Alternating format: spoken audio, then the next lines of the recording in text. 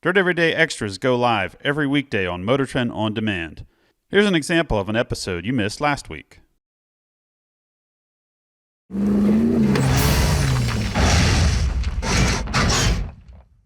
TubeSock is back from Ultimate Adventure, and I wanted to show you a few of the upgrades that we did to it before we went to the trip, and also some things I've done to it since I've been back. One of the major problems with a little two-door TJ is lack of storage space. I didn't want to have the spare tire out on the rear bumper. I didn't want the long extra length, and I wanted it kind of tucked up inside the Jeep. So, spare tire, 38-inch Falcon, now lives between the fender wells. In order to fit between the fender wells, I had to let all the air out of the tire because it was a little bit too big. So I stuffed the tire down in there and it's strapped down. The tire can be aired down because this has an ARB air compressor, onboard air to run the air lockers, but I also have an air hose so I can air up that spare tire if I need it. I didn't put a big high lift jack on it. This time I just took a bottle jack, and the bottle jack is secured with a giant ratchet strap that goes around the spare tire, and it sits inside here. I didn't really know if I was gonna need a bottle jack on the trip, but it was actually used quite a lot on this trip. Not by me, but by other people that needed a small jack for adjusting things and also lifting vehicles off the ground. This area right here gets a tool bag that sits in here, helps lock everything in place, and another tool bag goes on that side. In fact, there's a third bag that goes in the middle here that has all my electrical stuff. So I had hand tools, some rechargeable power tools, and electrical stuff, and all this was tucked in behind the Poison Spider tailgate. This is a Synergy Baja Basket.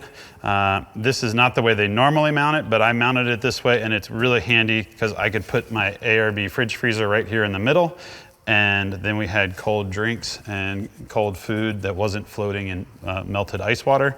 This side, my co-pilot Harry Wagner had his gear, and then I had my gear over there on that side, camping gear, clothing, and also some extra food and stuff like that, stuff that didn't go into the fridge. Fire extinguisher right on the back, really handy for anybody to get at, whether it was a vehicle fire on this vehicle or another. You always want your fire extinguisher easy to access. This is a Daystar cam can, and inside of it,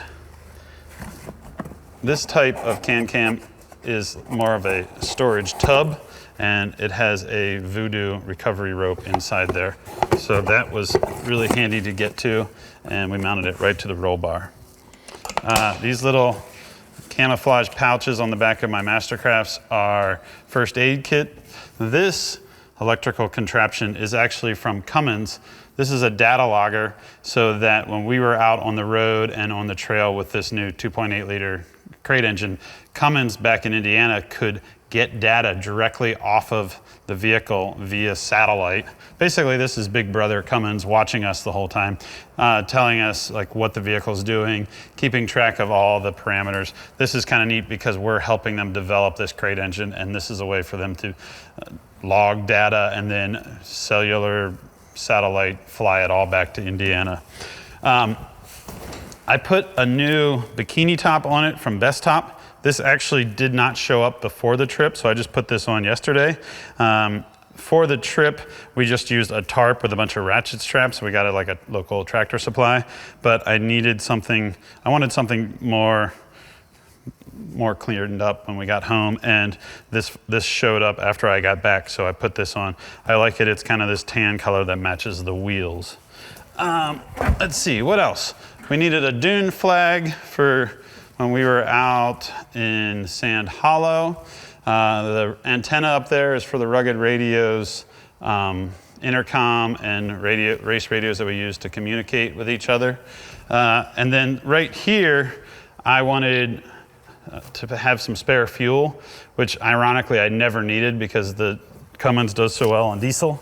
But I got this jerry can, this old style jerry can, and it sits right down in there. And then I put a little tab on this, and I can ratchet strap this right to the tub. So I have a strap that drops down through here, goes over, and then ratchets to the inside of the Baja Basket. And I really like those shaky siphons Do you know what those are? There's a bunch of names for them, but it's just a siphon. It's a hose that's got a check valve in one end. So as you shake it, it creates vacuum, but it doesn't lose vacuum. These are really cool. If instead of carrying the nozzle to dump the diesel fuel out, I can put this in the tank, shake it, and siphon the fuel right into my tank if I needed more fuel. I don't think any of the guys running diesel had any need for spare fuel. You should have carried gas in that. I should have carried gas. I could have sold it to all my friends with their gasoline. I have we have our one good friend, Keith. We won't name him by name, but his name's Keith Bailey. And that guy runs out of gas every year on this trip. He had 4 cam cans across his tailgate. They're like 2.2 gallons each, and he needed every one of them pretty much every day. That guy runs out of gas every year. He should really build a diesel. So basically, these are a few upgrades that I did to the Jeep for hauling more stuff. Dave and I have been having a debate on what to do with tube sock next. It's really fun being short and stubby, but I keep thinking that I should stretch it.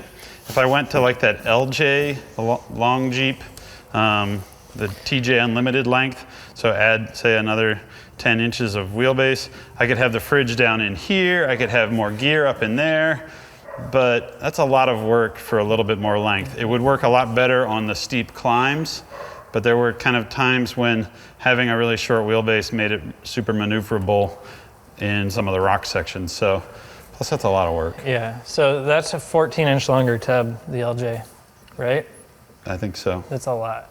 So Yeah. you end up with super long Jeep. I think stretching the tub like 8 inches is ideal, but then you can't get a factory top of any sort to fit on it. So. It'd be really nice to have this Cummins engine and the Atlas transfer case and the Curry axles under a daily driver, like a nice hard top equipped LJ with air conditioning and heat and all that. You're just getting old. Stuff. Yeah. Or you got old. I got old just like that.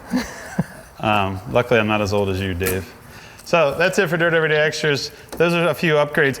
If you want to apply for Ultimate Adventure, build something cool, make sure it has storage, make sure you've driven it a bunch off-road, and don't re-engineer the whole thing right before the trip. We like bright colors and oddball stuff, and you're going to want storage that's easy to access. Having this basket on the back was great. Makes me want to put a basket like this in some of my other Jeeps. Got anything to add, Dave?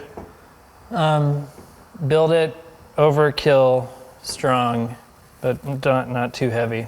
Like, make it so you can beat on it and have fun and not have to work on it all the time. Don't try and build something that's like right on the edge of maxed out. You know, don't like build a truck on Dana 40s or Dana 44s and put 40-inch tires on it and over axle, under engine. Yeah. This thing worked out perfect with the 44 in the front and the 60 in the rear, and the little 2.8. It would climb well, it would rock crawl great. It has the Atlas transfer case, so it had good low gearing. And overall, I'm pretty stoked with how it did on Ultimate Adventure. It was awesome watching it go down the trail. It works good. Yeah, so basically it came home pretty unscathed. We got a little track bar bracket. We got to re-engineer and fix, but I kind of knew that going into it. And otherwise, all the storage is working out good, and I'm excited to take it back out on the trail. You will see more of Tube Sock out there four-wheeling, and maybe we'll go somewhere awesome on an upcoming Dirt Every Day. Thanks for tuning in. We'll see you guys next time.